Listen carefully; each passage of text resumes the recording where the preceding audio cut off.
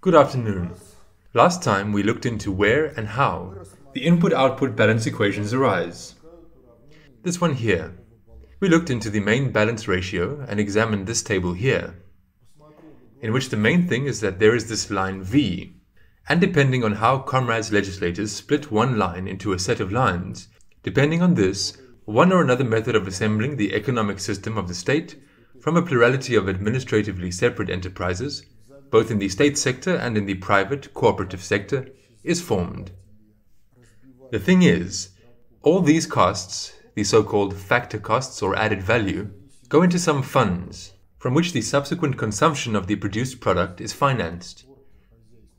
Accordingly, if there is no finance, since the corresponding line is not provided, then, even if the product is produced, there will be problems with its sale, even if this product is really socially necessary for the development of society.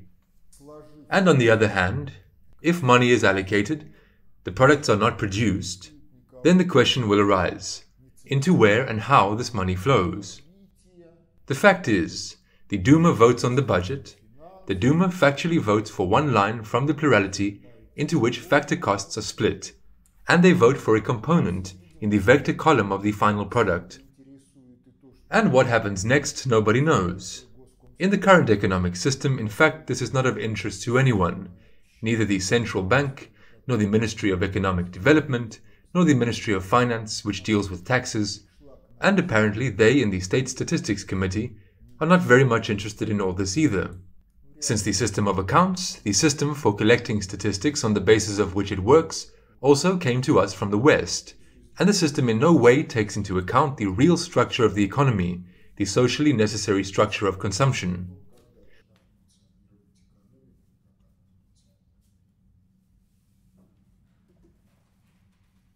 All this is done based on some Western misconceptions about how the economy should function and how it functions.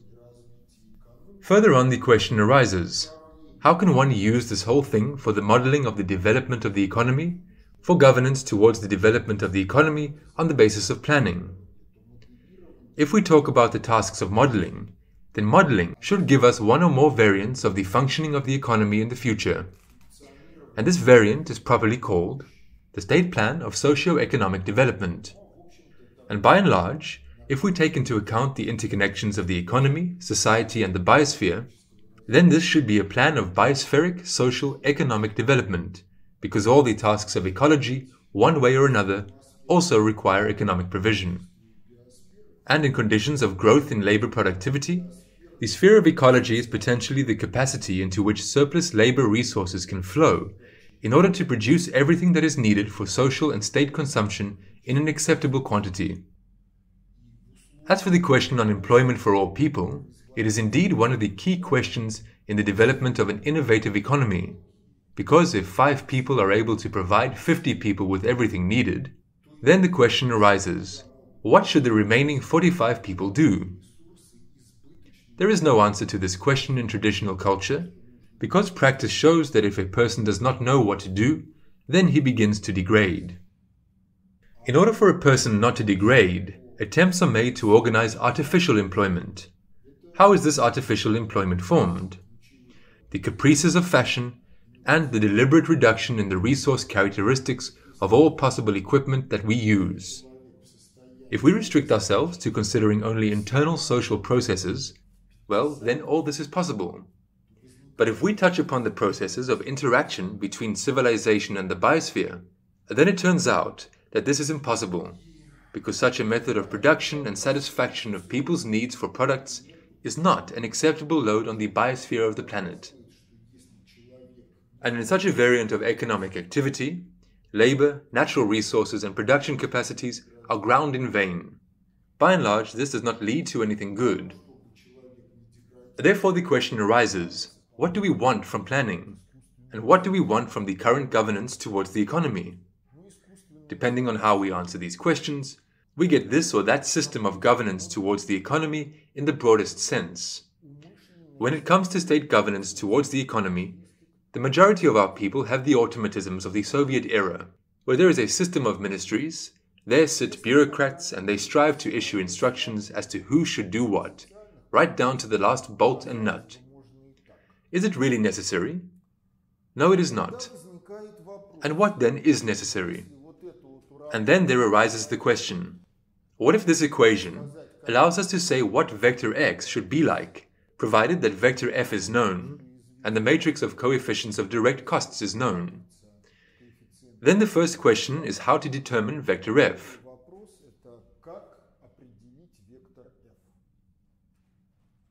If we proceed from the position that the task of every enterprise is to be profitable, and money has no odor, that is, if you have ensured commercial efficiency, you pay taxes, then everything else does not concern anyone. So the question of how to determine vector f turns out to be unanswered.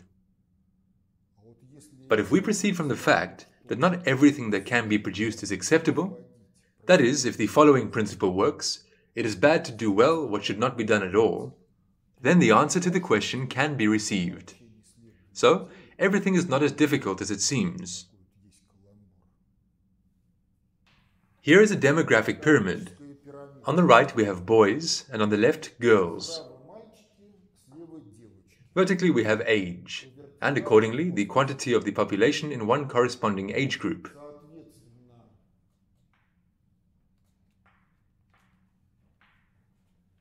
Actually, there is one peculiarity. The pyramid I've drawn is so good, and it was almost like this, even better according to the results of the census of the population of the Russian Empire in 1897. Now the demographic pyramid of Russia is like a Christmas tree. That is, something like this. Why? Because we had a revolution, civil war, famine, victims of immigration, declining birth rates. 20 years later we had the Great Patriotic War. More than 20 million did not come back from the battlefields. They also did not give birth to those children who were supposed to be born. Therefore, all such social catastrophes have been affecting the shape of the demographic pyramid for at least hundreds of years.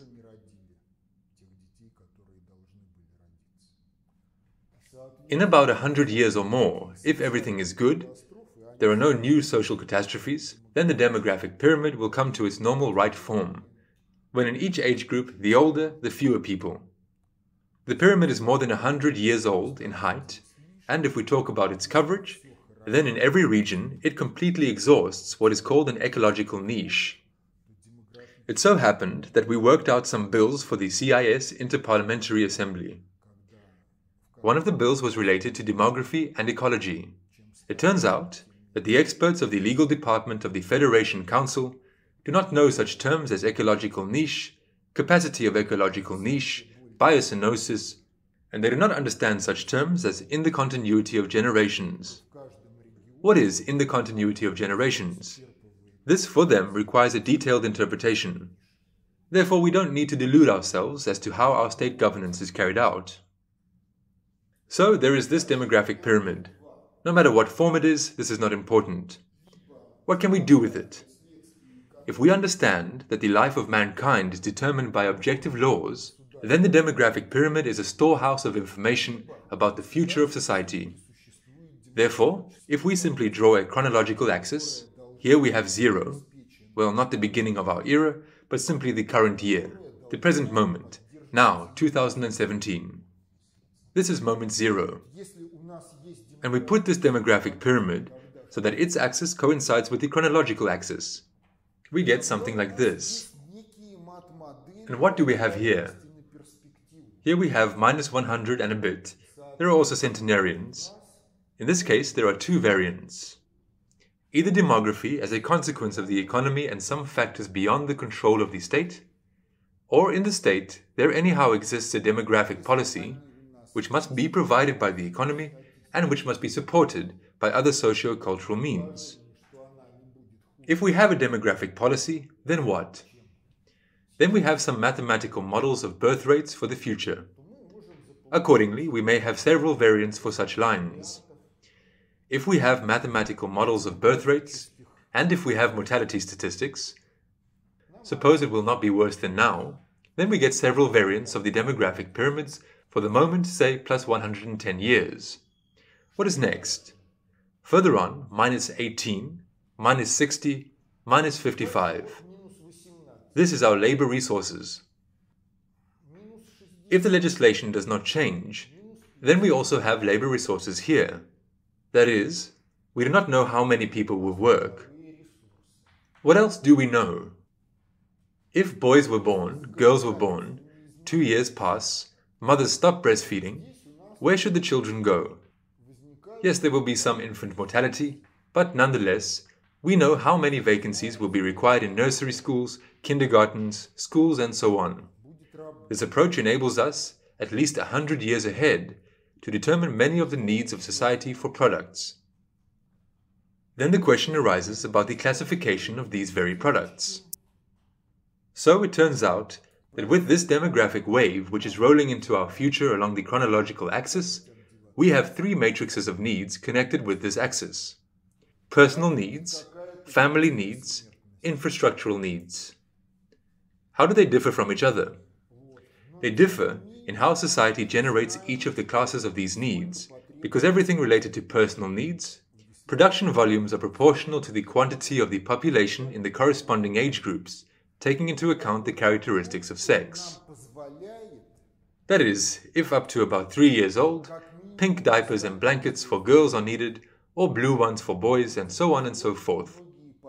Then time passes, a school uniform is needed, again a boy's uniform, a girl's uniform, and so on until the end of the life of every generation. What about family needs? By and large, if a family consists of 5 people, they don't need 5 washing machines. 1 washing machine for a family is enough, maybe an auxiliary second one. But if we deal with the typology of families, then a family of 1 person is also a family. But the needs of such a family are not the same as the needs of a large family, in which several generations live under 1 roof and run a common household. That is, depending on what typology of families is revealed by sociology and society, what type of family society considers as a norm, you can, for hundreds of years ahead, determine the needs of a family character. Even if we presuppose that we have solved the problem of local energy, that is, you do not need power lines, you can build a house in the middle of the taiga or forest, live there comfortably, then some transport needs still arise. Something else arises, something that is called infrastructural needs. Even if technology has advanced far ahead, and there is levitating transport technology that does not require roads in principle, anyway, some infrastructures that support the life of society are necessary. So there appears another group, infrastructural needs. Infrastructural needs are twofold. On the one hand, they are conditioned by the culture of the society, and on the other hand, they are conditioned by the natural geographic conditions where this society lives.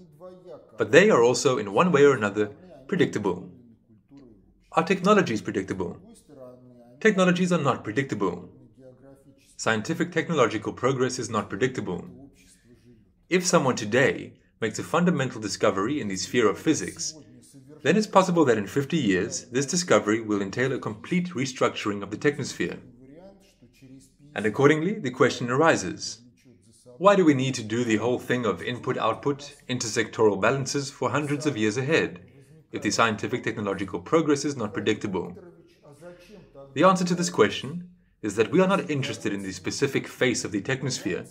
We are not interested in the production spectra, not in 50 years, not in 100 years, with an accuracy of a nail that may or may not be produced. We are interested in something completely different.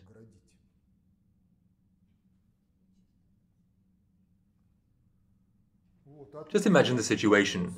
This is just a metaphor, it has no direct relation to the economy. Here you have a coastline. Here is a 10-meter isobath. That is, here the depth is more than 10, and here the depth is less than 10. And you have a supertanker with a draft of 10 meters. You need to steer it from one point to the harbor. And here again the isobath is 10 meters, a kind of sandbank. How to steer the tanker? Actually, it turns out that you have to do it somehow, but not this way. You can do it like this, you can do it like that, and everything will be fine. But if you steer it here or here, then the next thing is an emergency rescue operation. There will be big troubles. How is navigation carried out? It is carried out in a simple way.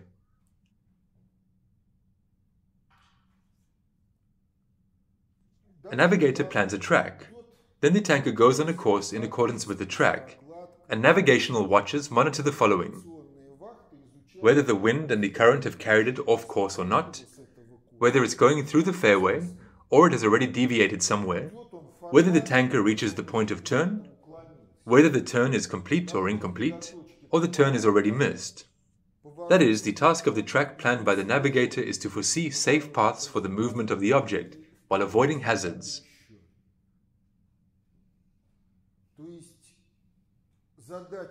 But the system of planning, the way it was built in the USSR, was very far from troubles, because the system wanted everything to be exactly according to it, neither to the right nor to the left, only rigidly straight according to the system.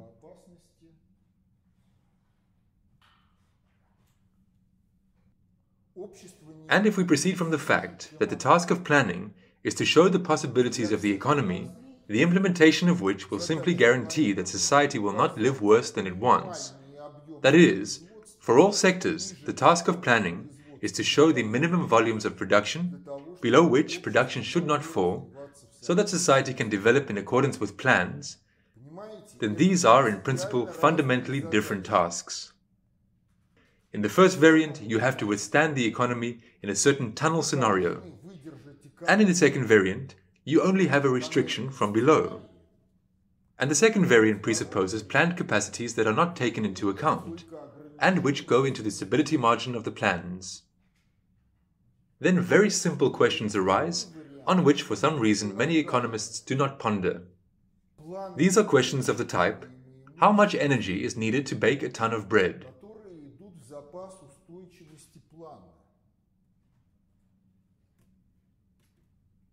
Usually people try to figure out how many cubic meters of firewood or something else is needed, but the governorially correct answer to this question will be different. As much energy is needed as was needed 5,000 years ago. So the same quantity of energy is needed now, 5,000 years later. This answer gives us the opportunity to build a chronologically successive chain of input-output balances on the basis of existing technologies. And this chain of chronologically successive input-output balances will give us an answer to the question: how many production cycles are needed, and how to distribute investments so that after some time all social needs will be guaranteedly satisfied. Where does the scientific technological progress go in this case? In this case, the scientific technological progress goes into the margin of stability of plans. If our planning is obviously unstrenuous, there is an excess of production capacity in relation to the plan, there is scientific technological progress, then we will get the wanted result either a little earlier than planned, or if scientific technological progress penetrates into our economy, we will get the scientific technological progress at a slightly higher quality. And in what is scientific technological progress usually expressed? The scientific technological progress in relation to the economy is expressed in two things: an increase in the energy conversion efficiency of technology, that is, if at the beginning of the 20th century, Fiat produced a 300 horsepower, 4-cylinder engine with a volume of 28 liters, this is, imagine, 4 pots of 7 liters each and 300 horsepower. How much gasoline it consumed I didn't find, but according to some contemporaries who have this car, it has a 10-gallon fuel tank, which is 11 fuel stops per 160 miles, which is approximately 340 liters per 100 kilometers. How is it now? About 2 or 3 years ago, Nissan announced that they had created a hybrid 3-cylinder unit weighing 40 kilograms, which fits into the standard baggage compartment of most airlines. Well, it consumes, of course, not half a ton of gasoline per 100 kilometers, but much less. And if you look at the development of the economy, then in fact, the growth of the energy supply capacity and the growth of the efficiency of the power plant opened up new opportunities and created new markets that improved the quality of life. If you look at the past, the main trade routes before the era of steam locomotives and railways were seas, rivers, and caravan paths. All logistics were tied to nature. As the power supply capacity was growing, there appeared an opportunity to build railways. The construction of railways began. In every country it had its own specifics. Well, in Russia, It was characteristic of the fact that, for example, merchants of the city of Kaluga gave a bribe to the builders of railways so that the Moscow-Kiev railway would go past Kaluga. The question is why? They were trying to save their shipping company because the river Aka was navigable, but nevertheless the railway killed the shipping company and the Syzran-Vyazma railway passed through Kaluga. In other words, the opportunities are not necessarily used because the inertia of thinking and some interest from the past can greatly slow down the development of the economy. Well, if after all, we understand in this way that the plan should set the levels of sectoral production that are guaranteed to be attainable, below which production should not fall, in order to ensure the development of society and the economic support of all types of state politics. What then? Then it turns out, about which I was telling you last time, that technology is behind all finances and energy is behind the technology, energy that is involved in production, and accordingly all input-output balances, on the condition that you know the energy supply capacity, are to some extent balances of the energy distribution and energy consumption between sectors of direct and indirect energy consumption. Direct energy consumption is what goes into value-added tax. Indirect energy consumption is what goes through the columns of the table. Well, then there is such a circumstance where you can plan anything you want. The plans can be real in the sense that they are realizable. But the economy is not sensitive to scientific technological progress. So in this case, yes, you will govern the economy on the basis of plans. You will get results no worse than planned. But if there are competing economies that are more sensitive to the scientific technological progress, your economy will be ineffective. This is one side of the question. The second side of the question is related to the fact that the price current for the final consumption products is a financial expression of the vector of error of society's self-governance. To put it differently, if the economy really satisfies all social needs for products, then for the end consumer, the price should be de facto zero. Because at the level of the economic system as a whole, the price governorially plays one simple function. It is a limiter of the consumption of the distribution of financial solvency in society. In this case, the following saying begins to work. Cut the coat according to the cloth. That is, live on what is in your wallet. Well, if everything is produced in sufficient quantities, then there is no need for such restrictions. But the task of zeroing the price current does not have purely financial economic solutions. It requires pan-cultural development. First of all, the intravious ethical development of society. Because if something is free, then in an economy where the profit of a private owner is the measure of success, then that which is free will be used as a free raw material for the production of something else. For example, in our country in the 1990s, they began to make the first intercoms from the handsets of public telephones that stood around the city. And those microphones and telephone speakers became free raw materials that we used to make intercoms. That is, it cannot be even described in words, even strong language is too soft to describe it. But nonetheless, it was like this.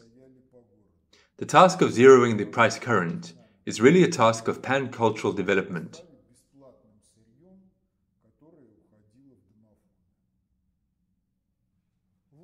Now imagine another picture. On the horizontal axis, we plot the nomenclature of sectors. And on the vertical axis, we plot the functionally conditioned costs of these sectors. The first level is payment for supplies.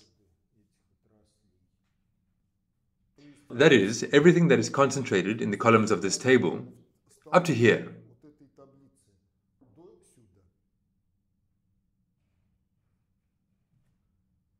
The second level is wages.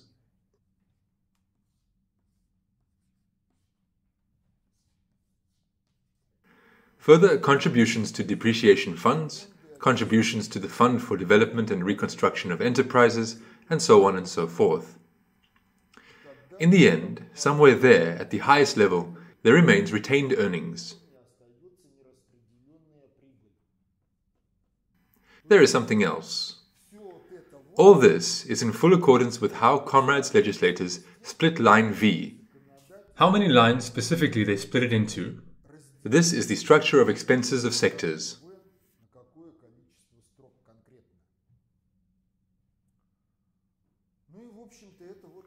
And then you see there is always 100% of money in the system, and accordingly, all this is proportional to some scale to this 100%, i.e., expenses through sectors are proportional to some scale to this 100%.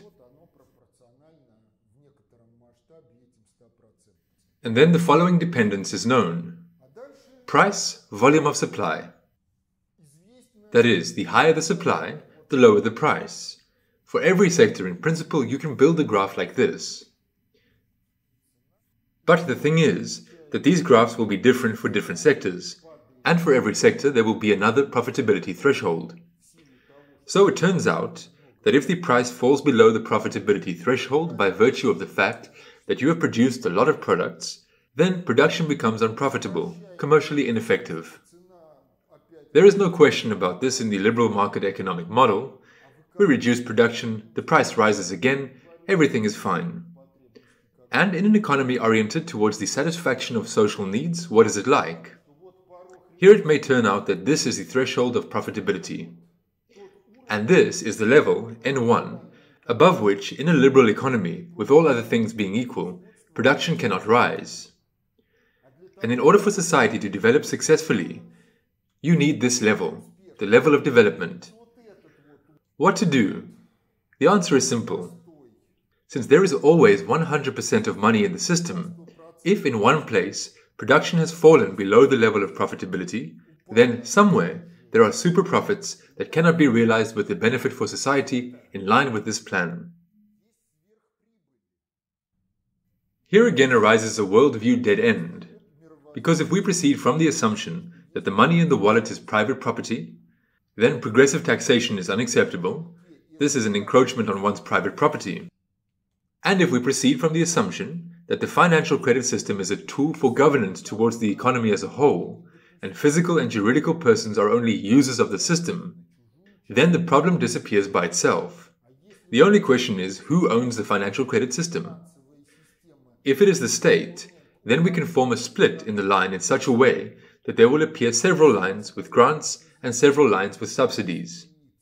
What's the difference? Grants are what we pay to producers of products in order to ensure their profitability, and subsidies are what we pay to consumers of products in order to protect solvent demand from Maslow's pyramid. In Maslow's pyramid, needs are not of equal priority. And if we just pay money and we do not connect this with the consumption of products, then prices for higher priority needs rise, products of higher priorities, and low priority ones remain at the same level. But the development of society may require growth in production precisely concerning the low priority needs in the historically formed by Maslow pyramid of needs. And then there arises a question on the protection of the solvent demand for these types of products. The method of protection is simple: subsidies to consumers. Moreover, when they say that subsidies are not allowed, then these are talks divorced from life. Because if one looks into history, then one of the views on the death of the Titanic is that the Titanic is a victim of British protectionism. Where is the rub? The Titanic was built with American money, but it flew under the English flag. Or rather, once went to sea under the English flag, and the Titanic's competitors, the Cunard Line, had by this time built two high-speed liners, the Lusitania and the Mauretania. The Mauretania and the Lusitania were launched in 1906. The Mauretania held the speed record for 20 years. The question is, how did engineers manage to overtake the development of technology by a quarter of a century? It is just that the Cunard Line was able to get grants from the British Admiralty for the construction of the liner and for its operation. The construction contract said that if they exceed the agreed speed, then the Admiralty had to pay a sufficiently large sum for the construction and pay quite a good amount for the operation of the ships, provided that in the event of war, these liners are removed from the line and become auxiliary cruisers of the British Navy, or somehow in another way would be used by the Admiralty. On account of these guarantees, two very fast but extremely economically ineffective ships were built. And the builders of the Titanic were deprived of such an opportunity, and they were forced to build an extremely cost-effective ship. Therefore, she did not strive to receive the blue ribbon for the fastest crossing of the Atlantic, but she was designed for maximum capacity and the ultimate luxury in order to milk millionaires. The Titanic coped with this task, but in the end she sank due to those design flaws that were in her design because of the desire for comfort. The Mauretania and the Lusitania in their design differed little from the battleships of those years, only they did not have armor. And the fact that the Lusitania sank was not the result of being hit by a torpedo, but the result of detonation in its hold of explosives smuggled by the British on the passenger ship from America. But now it is not customary to talk about it. However, at one time, it was factually known to everyone. That is, these are questions of psychology.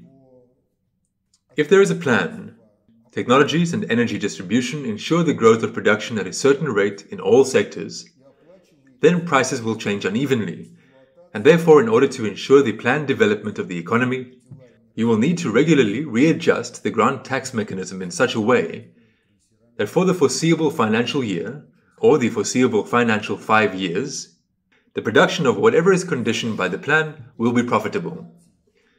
That is, the task of planning is one task, and the task of implementing the plan is a governorially different task, and they should also be interconnected. And the interconnection goes through the input-output balance equation, because in one of the forms, in fact, it is possible to calculate the levels of grant tax, which should, at known prices, ensure the profitability of the entire complex set of sectors with real outputs. And a special role is played by retained earnings. In terms of the theory of governance, retained earnings are a margin of stability. That is, if prices are not stable somewhere, needs change in relation to planned ones, that is, retained earnings, if planned, they enable sectors to fulfill these production programs on account of some redistribution of costs. If there are no retained earnings, then the structure turns out to be rigid, and any change in prices or demands leads to the collapse of the entire system.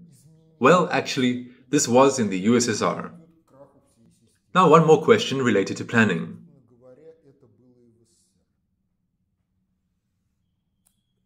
We know needs as such 100 years ahead thanks to this approach, at least in terms of energy consumption for their satisfaction.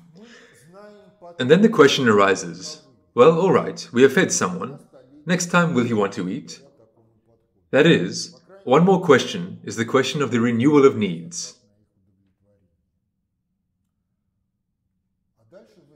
Well, some of the needs are conditioned by the physiology of the body. For example, if you are able to eat, say, fried potatoes every day, if you are a fan of fried potatoes, then few people want to read the same book every day. This is psychology. Well, besides, there are needs determined by the resource characteristics of the products. And now, if the question on resource characteristics of products is taken out of consideration, then mass poverty can be ensured. But if the resource characteristics of products are properly governed, then a truly prosperous society can be built. The simplest example is roads in our country. If the standards for construction of roads, their designs, are such that any seasonal change in soil humidity and its temperature ruins roads, then you will repair roads every year. You will not have good roads. But if you change the standards for roads in such a way that any move of soil will take place under the road, which will be constructed in such a way that things like that will take place under it and will not affect the road itself, then you have a chance to build a road network not within a year but within 10 to 15 years. You will have a road network that will not need annual repairs. Again, let's draw the chronological axis. Here we have the chronological axis, which we split into pieces delta T1, delta T2, etc.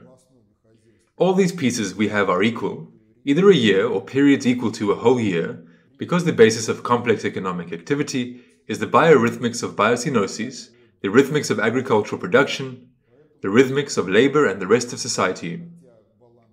Therefore, there is no need to show off, although balance models are omnivorous, but nevertheless, there is a year and periods equal to a whole year. Well, accordingly, the following formula with indices 1 corresponds to each such delta T. How are the balances of the first, second, and subsequent years connected? Through what are they connected? They are connected in two ways. First, as I have already said, these are objective laws of the renewal of needs. That is, you are increasing production, but at the same time you must replace what was previously produced. Watches, cars, locomotives, wagons, everything that wears out, in fact, is not reflected here.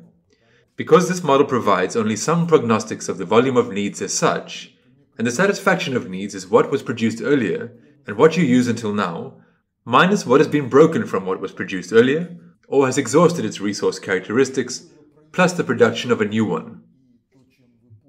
Moreover, if we talk about resource characteristics, then aging is twofold.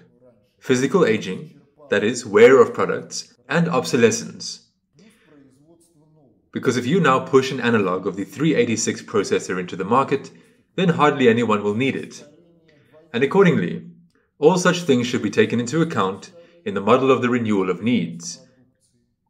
And the model of the renewal of needs will connect the equation of different input-output industry balances through this component. Vector f can be represented in its roughest form as the sum of three terms. F of households is what is consumed by people directly, F of state is what is consumed by the state, and the last component, F of investment, is production consumption, the creation of production capacities that are not used in this production cycle, but will be used in subsequent production cycles. Accordingly, if you have F of investment, and you are not a stupid financier accountant, but you analyze what is happening in the sectors, what tendencies of scientific technological progress exist, then vector f is an investment. Let it be kth. You can correlate k first, k second, etc. That is, you will have an increase in production capacity of all sectors. What is more, in the general version of consideration, this will be a certain increase in the next production cycle, an increase in one cycle, and so on, depending on the periods of the introduction of the production capacities in different sectors, because it is one thing to build a conveyor line, to mount it under a roof, but it's another matter to erect a hydroelectric power station from scratch. That is, this is already concretics. But nonetheless, in this form, we get a dynamic balance model, in which all production cycles are connected with each other through these two components, the renewal of needs and the rate of return from investment products. So this is already a somewhat different task than the input-output method in the version which can currently be analyzed in relevant sources. Structurally algorithmically, this task is identical to the following task. Something is flying, which can be called a slowly maneuvering target. Something keeps track of how it is flying. This is an analog of this. Here is the demographic wave rolling. Here is a model that tracks the dynamics of needs. The question is, when will they meet? That is, structurally algorithmically, the task of prognosing demographically conditioned needs and planning the development of the economy, which leads to their guaranteed satisfaction, is structurally algorithmically equivalent to the task of hitting a slow maneuvering target with a homing projectile. Indeed, in order for the hit to be possible, the homing projectile must fly somewhat faster than the target, otherwise the target will simply go away. In the old days, when the speed of torpedoes and the speed of ships were comparable, the tactical method of evading the enemy torpedo was to get on the course of the torpedo, and the propellant jets would throw the torpedo off course, and it would not hit the ship. But if the torpedo moves faster than the ship, then this method is impossible. So this task has been successfully solved in the interests of anti-aircraft, anti-missile, anti-submarine defense since the mid-1950s. It is solved in the parameter space of 2 or 3 dimensions. It is solved successfully. Moreover, it is solved at a real-time rate.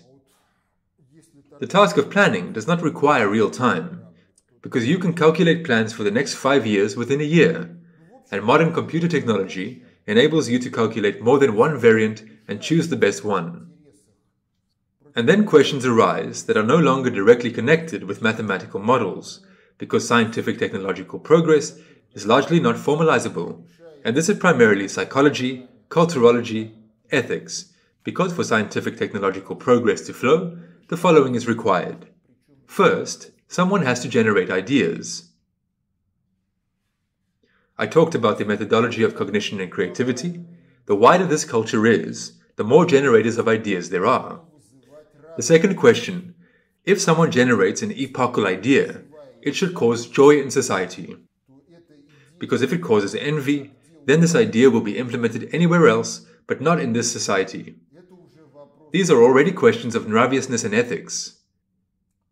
The next question is information provision of scientific technological progress.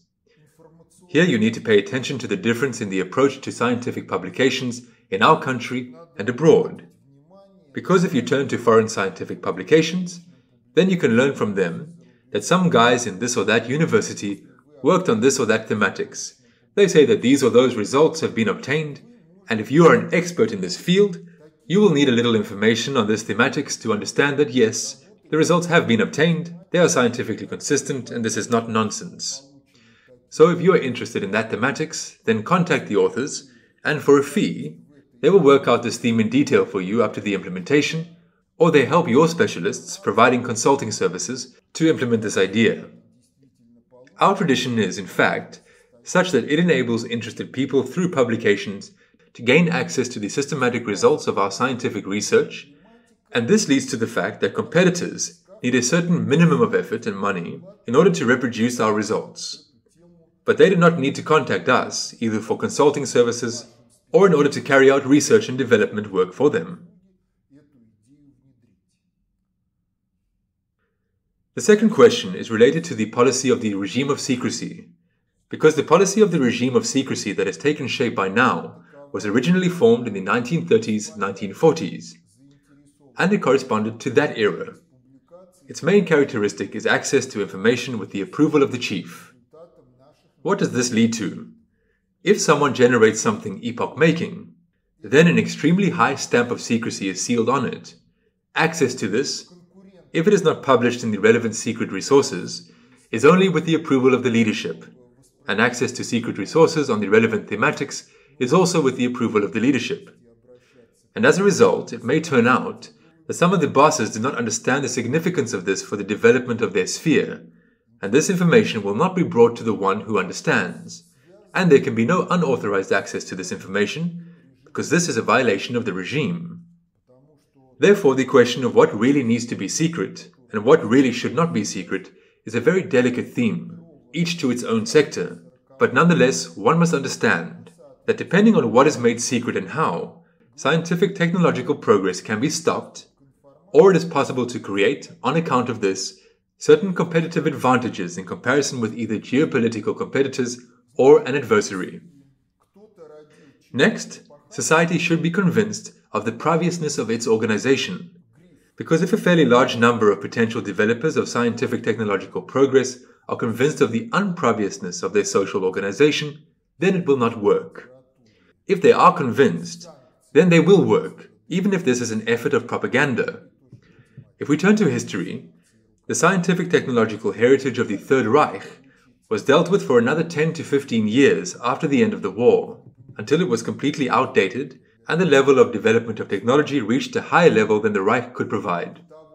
This is not an advertisement for the Reich, it is just an illustration of the fact that if the developer is convinced of praviousness, then everything will work for scientific technological progress and its realization. If ideas cause envy, and the developer is convinced of the unpraviousness of the social organization, then nothing will happen. That is all that concerns governance towards the economy at the macro level. Планировалось, интересно, в Китае, когда запрещали больше одного ребенка не можно, нельзя, и основная масса людей пошла на то, чтобы мальчика поставить, а девочек, так сказать, сократить рождаемость. It was planned out of foolishness. One can plan for 100, 200 years, and even for 1,000 years ahead. But the question is in the planning methodology, and to what extent the planning is based on objective laws. The thing is, China demonstrated another example. Remember the story about the Sparrow campaign? A gross violation of biospheric and socio-cultural objective laws has never led to anything good. The task is such that the system of planning and the system of timely governance towards the economy have to be consistent with the objective laws of all 6 groups. This imbalance impacts everything. What do we have? After all, Khrushchevkas are a tool for destroying the institution of the family. Everything else, this is demagoguery on the theme that people lived in basements, because no one interfered with the carrying out of the same technologies of mass construction in the construction of full-fledged housing for large families. As a result, they made foolishness, by having created the population density in cities to be extremely unacceptable. And after that, they began to moan about the problem of megalopolises. These problems of megalopolises are not solvable in principle. The only way to solve the problems of megalopolises is a depopulation program. We preserve architectural monuments, cultural monuments, build the ways by which the biosphere can enter into the megalopolis, and improve the quality of life of the population in the megalopolis, which stops being a megalopolis. But again, this is not a liberal market economy model. If you rewind history, then the persecution towards cybernetics was justified, because at the time of its emergence, cybernetics was just a PR action. There was no scientific content there. What governance is, how to organize it, what objective laws it is based on, in principle this was impossible to understand from the book by NOOSPHERE because he did not write about it. The second question, ground-level governorial literacy in any type of engineering, begins with posing the question, in what is the vector of objectives and governance expressed? In what is the vector of error of governance expressed? Well, in Soviet times, those who were engaged in planning did not even come up with such questions, and they allowed themselves to reason in the following manner.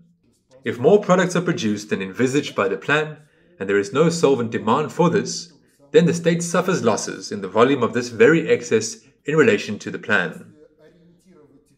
So, if we orient the economy on satisfying social needs, then this kind of reasoning is nonsense. Because if we produce in excess of the plan, then the question is, does society need this product or not? Does the quality of this product satisfy social needs or not? If society needs this product and the quality satisfies the needs, then one has to organize its marketing, sale. The state, as the owner of the financial credit system, in principle cannot suffer any losses. Well, if the state is one of the juridical persons operating on the market, then anything is possible. Comrade George Soros will come, and there will be something to regret.